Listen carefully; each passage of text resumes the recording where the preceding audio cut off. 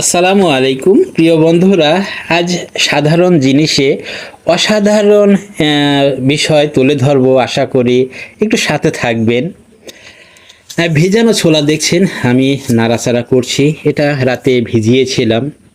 আপনিও এভাবে রাতে এক মুঠো ছোলা ভিজিয়ে সকালে খাওয়ার অভ্যেস গড়ে তুলুন।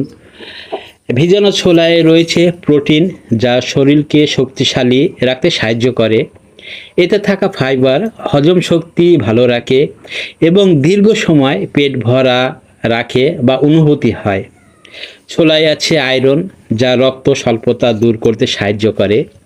এছাড়া ম্যাগনেসিয়াম, পটাশিয়াম ও বিভিন্ন ভিটামিনে শরীরে রোগ প্রতিরোধ ক্ষমতা বাড়াতে সাহায্য করে। রাতে এক মুঠো ছোলা ভিজিয়ে ছোলা নরম হয় এবং সহজে হজম হয়। তাই সকালে এক মুঠো ছোলা, ভেজানো ছোলা খাওয়ার অভ্যেস করুন, যা আপনার সারা দিনের একটি স্বাস্থ্যকর পুষ্টি হিসেবে গণ্য হবে। আপনি কি ভিজা ছোলা খেতে পারেন? আমাকে জানাবেন। এমন স্বাস্থ্য বিষয়ে আরও টিপস পেতে আমার পেজটা একটু ফলো দিয়ে পাশে থাকবেন আর বন্ধুদের শেয়ারের মাধ্যমে জানিয়ে দেবেন। সকলকে ধন্যবাদ জানাচ্ছি।